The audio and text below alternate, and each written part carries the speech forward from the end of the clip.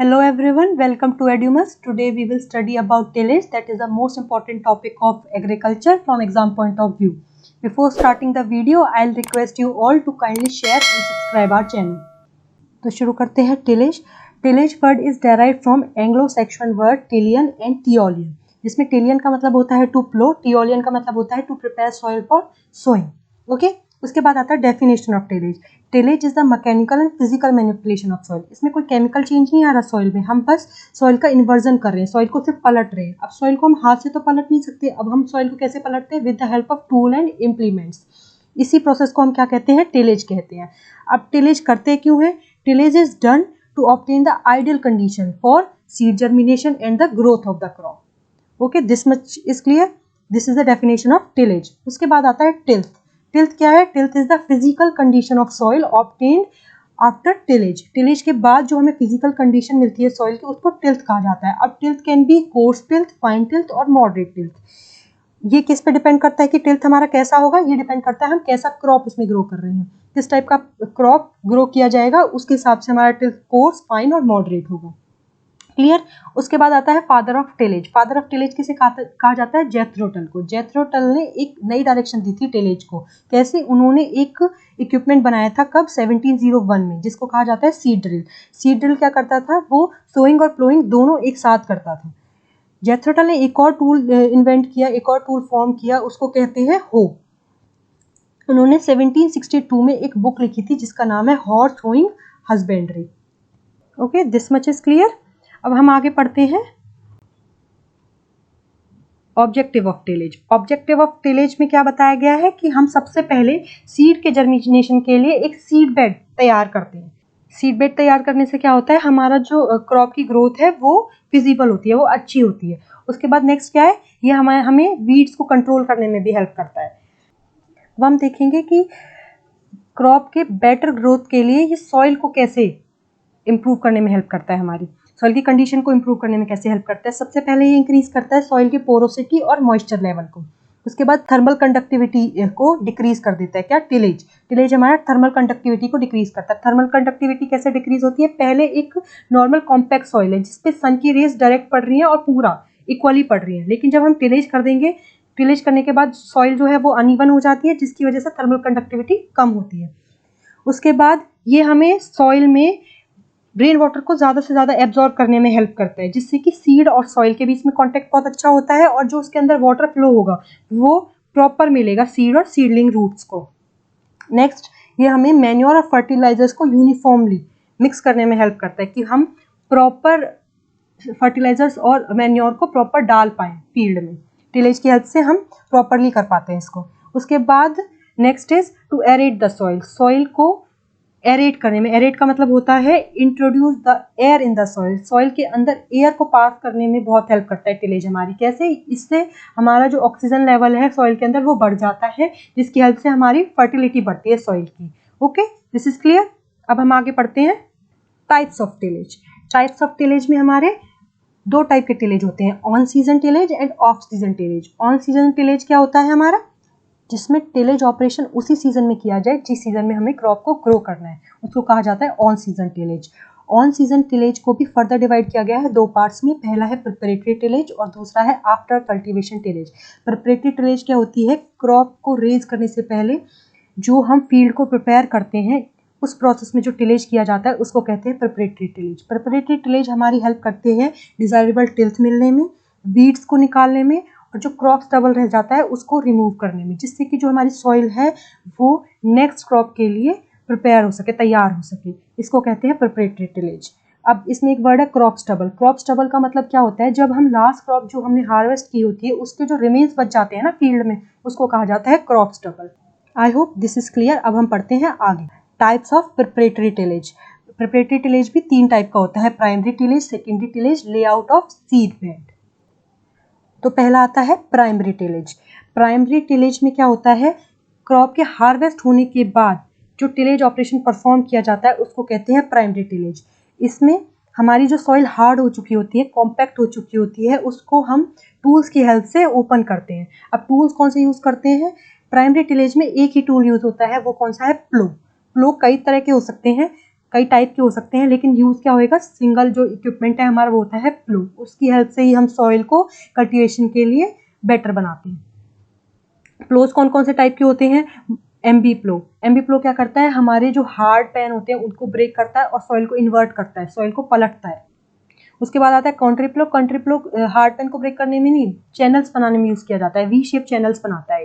Disc flow किस लिए use किया जाता है? डिस्क फ्लो क्या करता है, डिस्क फ्लो जो हमारी खरपतवार वीड जो ग्रो हो जाती है उसको रिमूव करने में हमारी हेल्प करता है। और भी कई तरह के फ्लो हैं, boss flow, tractor and power tiller drone implement, ये सारे किसके अंदर आते हैं? प्राइमरी टिलेज के अंदर आते हैं। फ्लो मैक्सिमम प्राइमरी टिलेज के अंदर ही यूज़ किए जाते हैं। उसके बाद एक नोट दिया गया है कि हमारे लिए फ्लोइंग का जो ऑप्टिमम टाइम है वो कब है? जब सॉइल में सफिशिएंट जो वो है मॉइस्चर वो अवेलेबल हो, और मॉइस्चर भी ज़्यादा और कम नहीं होना चाहिए। कितना होना चाहिए? 25 से 50% के बीच में हमारा मॉइस्चर होना चाहिए। और ये किस चीज़ पे डिपेंड करता है? टाइप ऑफ सॉइल पे डिपेंड करता है कि हमें कितना मॉइस्चर चाहिए सॉइल के लिए। I hope this much is clear. अब हमारा आता है सेकेंडरी टिलेज। सेकेंडरी टिलेज में जो ऑपरेशंस हैं वो प्राइमरी टिलेज के बाद परफॉर्म किए जाते हैं for the good soil tilth को अच्छा बनाने के लिए। अब सेकेंडरी टिलेज जो है वो कौन कौन से ऑपरेशंस परफॉर्म करती है? जैसे कि सॉइल को क्लीन करना, क्लॉड्स को ब्रेक करना, मैन्योर और फर्टिलाइजर्स को ऐड करना, ये सब किस में आते हैं? सेकेंडरी टिलेज के अंदर आते हैं। जो इक्विपमेंट्स यूज़ किए जाते हैं वो कौन कौन से होते हैं? हैरो और प्लैंक, पडलर, कल्टीवेटर, ठीक है, ये सारे जो हैं ये सारे क्या होते हैं? सेकेंडरी टिलेज के इक्विपमेंट्स हैं। उसके बाद एक नोट दिया गया है। नोट क्या है? रोटावेटर जो होता है हमारा इक्विपमेंट वो सॉइल को भुरभुरा फाइन करने के लिए यूज़ किया जाता है, जो कि प्राइमरी और सेकेंडरी दोनों टिलेज में यूज़ हो सकता है। क्लियर? उसके बाद अब हम चलते हैं आगे। अगला क्या है हमारा? Layout of seed bed. Layout of seed bed भी प्रिपरेटरी टिलेज का ही एक कंपोनेंट है। इसमें हम टूल्स यूज़ करते हैं, लेवलिंग बोर्ड और स्क्रैपर्स, ठीक है। Layout of seed bed clear. उसके बाद है टाइप्स ऑफ प्राइमरी टिलेज। ये कौन कौन से टाइप्स होते हैं? डीप प्लोइंग, सब सॉइलिंग, ईयर राउंड टिलेज। सबसे पहला आता है डीप प्लोइंग। डीप प्लोइंग क्या करता है? हमारा जो लार्ज साइज के क्लॉड्स हैं ना उनको ब्रेक करने में हेल्प करता है। अब ये लार्ज साइज के जो क्लॉड्स हैं वो कैसे बनते हैं? जब गर्मी के टाइम में बारिश हो जाती है, मिट्टी गीली हो जाती है, उसके बाद जब सनरेज उसके ऊपर पड़ती हैं तो सॉइल बहुत हार्ड हो जाती है, कॉम्पैक्ट हो जाती है, जिसकी वजह से वाटर फ्लो है या फिर जो हम कुछ भी करेंगे, हमारे फर्टिलाइजर्स है, मैन्योर है, कोई भी चीज़ हमारी सॉइल के अंदर पहुंच नहीं पाएगी रूट्स तक। उसकी वजह से हमारी जो क्रॉप है उसकी प्रोडक्शन में बहुत दिक्कत आती है। तो ये जो क्लॉड्स जो फॉर्म होते हैं अल्टरनेटिंग हीटिंग और कूलिंग की वजह से, इनको ब्रेक करने में हमारा डीप फ्लोइंग हेल्प करता है। I think deep following is clear. अब हम चलते हैं नेक्स्ट। हमारा नेक्स्ट आता है,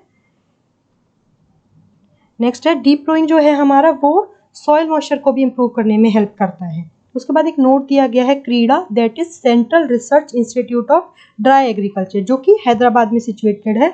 उसने टिलेज को 3 पार्ट में डिवाइड किया है।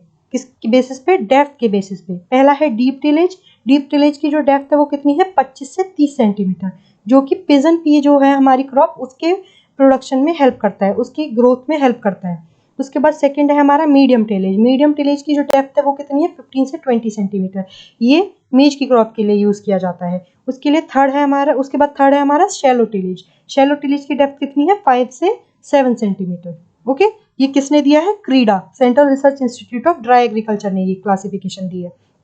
उसके बाद हमारा सब सॉइलिंग आता है। सब सॉइलिंग भी डीप फ्लोइंग की तरह हार्ड पैंस को ब्रेक करने का प्रोसेस है, लेकिन इसमें टॉप सॉइल को कम से कम डिस्टर्ब किया जाता है। जबकि डीप फ्लोइंग में क्या हो रहा था? डीप फ्लोइंग में हम पूरे के पूरे हार्ड पैन को ब्रेक कर रहे थे, लेकिन इसमें क्या होता है? इसमें टॉप सॉइल को डिस्टर्ब कम किया जाता है, एक नैरो कट किया जाता है सॉइल के, टॉप सॉइल के ऊपर वाले पार्ट में, टॉप सॉइल में। उसके बाद सब सॉइलर एक हमारा जो इक्विपमेंट है उसको अंदर डाला जाता है हार्ड पैन के, और उसके बाद वो टॉप सॉइल के नीचे सारे के सारे हार्ड पैन को ब्रेक कर देता है। क्लियर? हार्ड पैन हमारे क्यों हमारे लिए खराब है, क्यों हमारे लिए बुरे हैं? क्योंकि ये पानी के फ्लो को रेस्ट्रिक्ट करते हैं रूट तक पहुंचने में। पानी का फ्लो जब रूट तक नहीं पहुंचेगा तो हमारा क्रॉप का प्रोडक्शन ही नहीं होगा, हमारी क्रॉप ग्रो ही नहीं कर पाएगी। तो इसलिए हमारे सब सॉइलिंग इस तरह से हमें हेल्पफुल होती है। क्लियर? उसके बाद अब हमारा नेक्स्ट आता है सब सॉइलिंग। सब सॉइलिंग जो है हमारा कितना 4-5 साल में एक बार होना नेसेसरी है, ज़रूरत है हमें सब सॉइलिंग की। उसके लिए हम जो इंस्ट्रूमेंट या जो हमारा इक्विपमेंट है वो जो हम यूज़ कर रहे हैं वो कौन सा होता है, चिज़ल प्लो। चिज़ल प्लो 60 से 70 सेंटीमीटर तक के हार्ड पैन को ब्रेक करने में हेल्पफुल होता है। अब हमारा जो सब सॉइलिंग है ना वो बहुत ज़्यादा टाइम तक, लंबे टाइम तक नहीं रुकता, जिसकी वजह से हमें बार बार सब सॉइलिंग की ज़रूरत पड़ेगी। इसलिए सब सॉइलिंग को हम अवॉइड करने के लिए हमने एक नया मेथड अडॉप्ट किया, वो है वर्टिकल मल्चिंग। अब वर्टिकल मल्चिंग की क्या प्रोसेस है, इसमें हम जो भी हमारी क्रॉप स्ट्रेस्ड होती है या जिस भी क्रॉप में हमारे प्रॉब्लम होती है उस क्रॉप के चारों तरफ हम क्या करते हैं, होल करके और एक मल्च को भर देते हैं। मल्च क्या होता है, मिक्सचर ऑफ ऑर्गेनिक मैटर होता है, उस मल्च को भर देते हैं, जिसकी वजह से रूट के ग्रोथ में ड्रामेटिकली इम्प्रूवमेंट होती है और हमारी क्रॉप में जिसमें भी स्ट्रेस होता है वो रिमूव हो जाता है, ख़त्म हो जाता है। ये किसकी हेल्प से होता है, वर्टिकल मल्चिंग की हेल्प से होता है। क्लियर। उसके बाद हमारा नेक्स्ट आता है year round tillage. Year round tillage अपने आप ही एक्सप्लेन कर रहा है, अपने वर्ड से ही हम एक्सप्लेन कर पा रहे हैं कि ईयर राउंड टिलेज का मतलब क्या है। जो टिलेज ऑपरेशन साल भर होते रहते हैं, पूरे साल होते हैं, उनको कहते हैं ईयर राउंड टिलेज। क्लियर। अब नेक्स्ट हम चलते हैं। नेक्स्ट आता है हमारा आफ्टर कल्टीवेशन, जिसको हम इंटर टिलेज भी कहते हैं। The tillage operation that are performed on the standing crops, जो कि खड़ी फसलों पर किए जाते हैं। सीड सो करने के बाद जो हम टिलेज ऑपरेशन परफॉर्म करेंगे वो क्या कहलाते हैं, आफ्टर टिलेज ऑपरेशन कहलाते हैं। क्लियर। इसमें हम जो इक्विपमेंट यूज करते हैं, टूल यूज करते हैं, वो कौन कौन से हैं, harrowing, hoeing, weeding, earthing up, drilling, side dressing, fertilizer spread, वो वीडर्स। क्लियर। उसके बाद हमारा आता है जो नेक्स्ट है हमारा off season tillage. On season tillage हमने कंप्लीट कर लिया। उसके बाद है ऑफ सीजन टिलेज। जो टिलेज ऑपरेशन जो आगे सीजनल क्रॉप आने वाली है उससे पहले सॉइल की कंडीशन को सुधारने के लिए यूज किए जाते हैं, उन टिलेज ऑपरेशंस को क्या कहते हैं, ऑफ सीजन टिलेज कहते हैं। ऑफ सीजन टिलेज में भी post harvest tillage, summer tillage, winter tillage, fallow tillage, ये टाइप्स हो सकते हैं कि भाई हम हार्वेस्टिंग के बाद भी कर सकते हैं टिलेज को। उसके बाद समर टिलेज आता है, winter tillage, fallow tillage. Clear. उसके बाद अब हम पढ़ेंगे ऑफ सीजन के कितने टाइप्स होते हैं।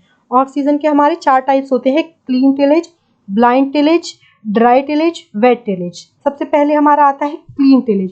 क्लीन टिलेज जो है उसमें जो टिलेज ऑपरेशन है वो पूरे फील्ड के ऊपर परफॉर्म किया जाता है, जिसमें हम एक सिंगल प्लांट को भी अनडिस्टर्ब नहीं छोड़ते। ये क्यों किया जाता है, ये वीड्स को, पैथोजेंस को, पेस्ट को कंट्रोल करने के लिए किया जाता है। क्लियर। उसके बाद हमारा अगला है ब्लाइंड टिलेज। ब्लाइंड टिलेज कैसे परफॉर्म किया जाता है, ये क्रॉप के प्री मैच्योर पीरियड पे परफॉर्म किया जाने वाला टिलेज ऑपरेशन है। क्यों, जिससे कि हमारी क्रॉप डैमेज ना हो। इसमें क्या किया जाता है, इसमें हम जो हमारे एक्स्ट्रा जो प्लांट्स हैं जिनको कहते हैं वीड्स कहते हैं, हम उनको बाहर निकाला जाता है फील्ड से, जिससे कि हमारी क्रॉप की जो ग्रोथ है उसमें हेल्प हो सके। क्योंकि जो हमारे वीड्स हैं वो जो सॉइल से जो न्यूट्रिएंट्स हैं, जो नरिशमेंट है, उस सारे को खींच लेते हैं। इसलिए हम प्री मैच्योर पीरियड में ही टिलेज ऑपरेशन परफॉर्म करते हैं। ठीक है। अब नेक्स्ट जो अब हमारा आता है वो आता है हमारा dry tillage. Dry tillage operation क्या है कि जो क्रॉप है उसको ड्राई लैंड कंडीशंस पे परफॉर्म किया जाता है, जिसमें सफिशिएंट मॉइस्चर होता है। किसके लिए, सीड के जर्मिनेशन के लिए। मतलब हम ये नहीं कह रहे कि बिल्कुल सूखी होती है, जिस लेवल पे हमारा सीड जर्मिनेट कर सकता है उस लेवल तक का मॉइस्चर उसमें प्रेजेंट होता है। कितना मॉइस्चर प्रेजेंट होता है ड्राई टिलेज में, 21 से 23%। और ये कौन कौन सी क्रॉप्स के लिए सूटेबल है, jute, wheat, oil seed crop, pulses, potato और जितनी भी हमारी वेजिटेबल क्रॉप्स हैं। क्लियर। उसके बाद हमारा आता है वेट टिलेज और पर्लिंग। वेट टिलेज किसके लिए यूज़ किया जाता है, आपने देखा होगा जब धान लगाते हैं हम, राइस की जो कल्टीवेशन करते हैं उसके लिए, उसमें क्या होता है, पानी खड़ा होता है। खड़े पानी पे जो हम टिलेज करते हैं फील्ड के अंदर उसको क्या कहते हैं, वेट टिलेज कहते हैं। क्लियर। अब नेक्स्ट आता है हमारा डेप्थ ऑफ फ्लोइंग। हमें फ्लोइंग की डेप्थ कितनी रखनी चाहिए है, तो इसमें हमें दिया हुआ है कि 12 से 20 सेंटीमीटर हमारा किसके लिए होता है, फील्ड क्रॉप के लिए। 10 से 20 सेंटीमीटर होता है शैलो रूटेड क्रॉप्स के लिए, और 15 से 30 सेंटीमीटर होता है डीप रूटेड क्रॉप्स के लिए। क्लियर। उसके बाद हम पढ़ते हैं हमारा number of ploughing. Number of ploughing हमारा कितना होना चाहिए, हम कितने टाइम्स हम फ्लो कर सकते हैं, तो वो किस चीज़ पे डिपेंड करता है, सॉइल की कंडीशन कैसी है, हमने दो क्रॉप की जो कल्टीवेशन है उसमें टाइम कितना लिया है, और क्रॉपिंग सिस्टम कैसा है हमारा, इस चीज़ पे डिपेंड करता है हमारा नंबर ऑफ फ्लोज। उसके बाद आता है मॉडर्न कॉन्सेप्ट इन टिलेज। अब हमें मॉडर्न कॉन्सेप्ट की ज़रूरत क्यों पड़ी, क्योंकि कई बार हम इतना टिलेज कर देते हैं जिससे कि हमारा सॉइल इरोजन हो जाता है, सॉइल डैमेज हो जाती है। तो हमें नए कॉन्सेप्ट की ज़रूरत पड़ी टिलेज में, जो कौन कौन से हैं, मिनिमम टिलेज और जीरो टिलेज। सबसे पहले आता है मिनिमम टिलेज। मिनिमम टिलेज का एम क्या है कि हम इतना टिलेज ऑपरेशन करें जितना कि हमें सीड बेड को, अच्छा सीड बेड बनाने के लिए हमें जितना टिलेज ऑपरेशन नेसेसरी हो, बस हम उतना ही टिलेज ऑपरेशन करें। ये किसका एम है, मिनिमम टिलेज का एम होता है। अब मिनिमम टिलेज को भी कई ग्रुप में कैटेगराइज किया गया है। पहला आता है हमारा rose on tillage. Rose on tillage क्या होता है, प्राइमरी टिलेज जो है वो एमबी प्लो की हेल्प से पूरे फील्ड पर किया जाता है। ठीक है, जो हमारा सेकेंडरी टिलेज है वो डिस्किंग और हैरोइंग की हेल्प से सिर्फ रोज में किया जाता है, मतलब रो बना दिए जाते हैं और सेकेंडरी टिलेज रोज के ऊपर परफॉर्म किया जाता है। ये होता है रो जोन टिलेज। उसके बाद नेक्स्ट अब हमारा आता है प्लो प्लांट टिलेज। प्लो प्लांट टिलेज क्या होता है, प्राइमरी टिलेज तो ऐसे ही परफॉर्म होते हैं, एमबी प्लो की हेल्प से प्राइमरी टिलेज कर दिया जाता है। उसके बाद एक स्पेशल प्लांटर यूज किया जाता है सीड की सोइंग के लिए। इसमें क्या होता है, रोजोन को ग्राइंड कर दिया जाता है पहले, और उसके बाद इस प्लांटर की हेल्प से, जो स्पेशल प्लांटर है, इसकी हेल्प से हम सीड को सो कर देते हैं उन रोज में जिन रोज को हमने ग्राइंड किया, पल्वराइज्ड किया है। उसके बाद थर्ड आता है हमारा wheel track tillage. Wheel track tillage में प्राइमरी प्लोइंग ऐसे ही होगी जैसे रोजोन में और प्लो प्लांटिंग में हुई थी। उसके बाद हम सोइंग जो करते हैं, सीड सोइंग जो करते हैं, उसको हम ट्रैक्टर की हेल्प से करते हैं। जो व्हील्स होते हैं हमारे ट्रैक्टर के, वो रोजोन को पल्वराइज मतलब ग्राइंड कर देते हैं, उसके बाद प्लांटेशन किया जाता है। क्लियर। उसके बाद हम पढ़ते हैं एडवांटेज क्या क्या है मिनिमम टिलेज का। सबसे पहला एडवांटेज तो ये है कि भाई हमारा कॉस्ट और टाइम जो है फील्ड को प्रिपेयर करने में वो कम हो गया है, क्योंकि सेकेंडरी टिलेज जो है उसमें हम कम टाइम ले रहे हैं। प्राइमरी टिलेज तो ऐसे ही हो रहा है, लेकिन सेकेंडरी टिलेज हमारा मिनिमम टाइम में हो जा रहा है और कॉस्ट भी मिनिमम लग रही है। ठीक है। उसके बाद हमारा नेक्स्ट क्या है, सॉइल का जो कंपेक्शन है, सॉइल की जो हार्डनेस है वो भी कम हो जाती है, कंपैरेटिवली कम होती है, और सॉइल का स्ट्रक्चर भी डिस्ट्रॉय नहीं होता। ठीक है।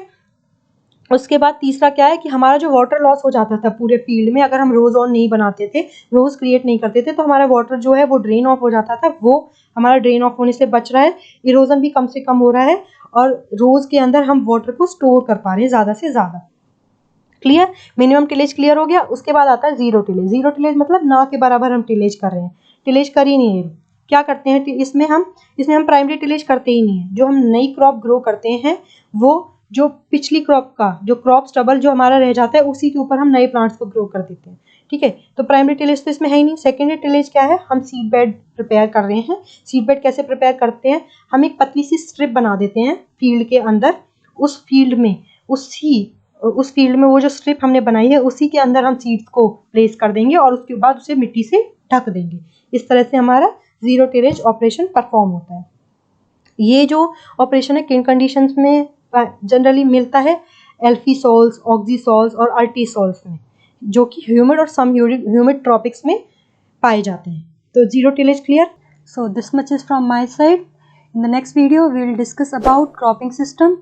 Thank you.